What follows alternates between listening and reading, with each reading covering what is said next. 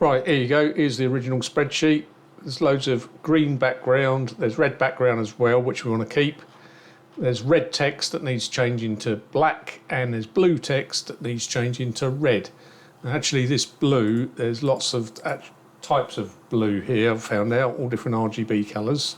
Anyway, watch this. So if I press Alt F8 and then run this script, run, bosh.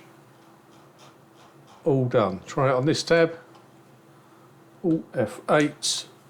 Run this script. Bosh.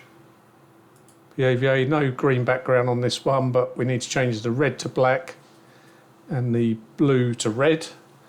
So Alt F8. Run. Done. Okay.